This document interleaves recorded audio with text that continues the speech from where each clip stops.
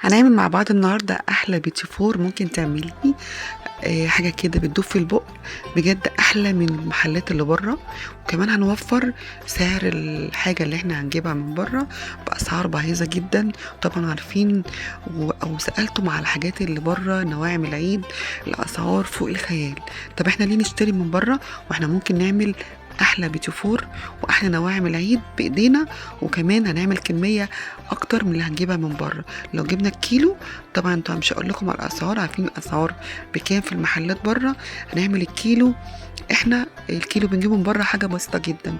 عملت طبعا انا عملت نص كيلو. شوفوا عمل معايا كميه حلوه جدا، ما عملتش كتير. طبعا عاملين بسكوت وكحك ونعمل بوتيفور وقريبه وسابليه، فعاملين حاجات كتيره مش لازم نكتر.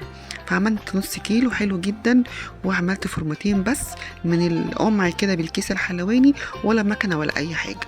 وشفتوا انا طبعا الاشكال اللي انا عملتها، عملت شكلين بس رقيقه كده وبسيطه. وعملتهم لزقتهم كده بالمربى وبالشوكولاته، فحاجه كده جميله وطعمها حلو، احلى من بره بكتير جدا. هنشوف بقى مقاديرنا البسيطه السهله جدا، ومش هتتكلف معانا كتير. حتى لو كلفناها مش هنكلفها زي ما هنشتري الحاجه من بره. اتمنى يا رب الفيديو يعجبكم، وعايزه اعرفكم بنفسي لو انتوا لسه جداد على القناه بتاعتي. انا اسمي سولا، ودي قناتي، قناه سولا صلاحي.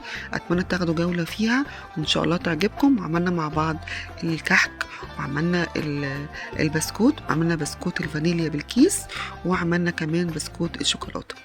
مقاديرنا هنا بقى، انا معايا 400 جرام من الزبده، ومعايا بياض، معايا بيضه كامله، ومعايا صفار بيضه، ومعايا 100 جرام من السكر او كوبايه الا ربع من السكر بالكوبايه اللي هي المعياريه، كوبايه الا ربع. هخلط الزبده مع السكر كويس جدا بالمضرب كده الكهربائي. لو ما عندكيش مضرب كهربائي ممكن بالمضرب السلك، بس هياخد منك مجهود شويه. لو ما عندكيش ممكن بايدينا، كان زمان بيعملوا بايديهم امهاتنا واجدادنا كانوا بيعملوا بايديهم. لو ما عندكيش، لكن طبعا اكيد في كل بيت في مضرب كهربائي على الاقل. فضربت كويس جدا الزبده والسكر، وحطيت البيضه وصفار البيضه وفانيليا بس كده. ومعايا نص كيلو من الدقيق، 500 جرام يعني، حوالي 4 كوبايات إلا مثلا 5 معالق أو 4 معالق، يعني 500 جرام. استعملت الدقيق دوت فلاور، دقيق للبسكوت ومخصص للبسكوت والكحك، أو دقيق لكل الاستعمالات اللي هو بيبقى استخراج 72%. طبعا أنا نخلة الدقيق ده كويس جدا. وبعد كده هبتدي بقى، ضربت الزبدة مع السكر والبيض والفانيليا وذرة من الملح بين ايديا كده، بين صوابعي، وبدأت أخلط المكونات بتاعتي بايديا كده. طبعا الكلفز مش هينفع، لازم بقى ألم كده العجينة بإيدي. بعد كده قسمت العجينة على حسب اللي انت عايزاه. هتعملي قد ايه من الشوكولاتة. خدت كده جزء من العجينة وحطيتها في البولة، وحطيت معلقة من الكاكاو الخام، حطيت نص معلقه كده من الزبده وخلطتها كويس مع معلقه سكر باودر. وقسمت بقى الفانيليا في البلبله اللي انا وريتها لكم، التيب دوت اللي هو عامل زي الورده المفتوحه. وبدات اضغط كده بايديا واعمل الاشكال اللي انتوا شايفينها دي. تضغطي مرة واحدة وتشيلي على طول، تطلع معاكي رسمة جميلة جدا وبجد حلوة قوي، أحلى من المكنة. لقيتي مش مظبوطة معاكي، تشيليها بإيديك على طول واعمليها تاني. بجد احلى من المكن بتاع البيتي فور، سهله جدا. ممكن طبعا المكن فيه اشكال كتيره بس ما تبقاش حلوه. الشكل ده حلو جدا وبسيط، شكلين عملتهم. هوريكم طبعا الشكل التاني بتاع التيب اللي انا عملته، تيب كده صغير اللي هو بنعمل بيه التورت. بيكون عاملين الفرن بتاعت الكريم شانتيه اللي هي بتبقى الصغيره دي. عملت بيها الشوكولاته، طلعت ورده جميله جدا زي ما وريت لكم في اول الفيديو كده. طبعا على درجه حراره 190 في الفرن. مش بشغل الشوايه، بسخن الفرن كويس جدا، احطها على الشبكه. تمام.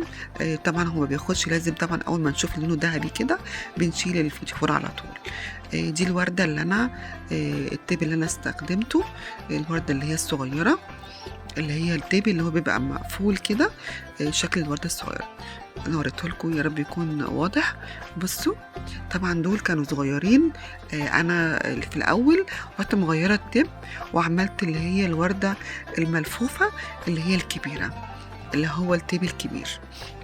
اداني شكل حلو جدا، وكانت الرسمة ظاهرة وما راحتش لما استوى البيتي فور، وطلع هش جدا وناعم قوي بيدوب في البق بجد.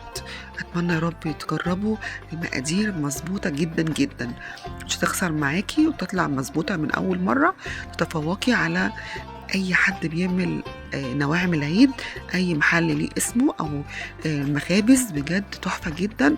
وكمان هتوفري في الفلوس، هتعملي كمية حلوة جدا، نص كيلو كفاية. طبعا ما رضيتش الزق معاكم او ازين البيتي فور معاكم، مش هستول عليكم الفيديو، التزيين ده بتبقى حسب ذوقكم. انا لزقت شويه بالمربى وكمان شويه بالشوكولاته وفرماسيه الوان وفرماسيه شوكولاته. طلع معايا كده.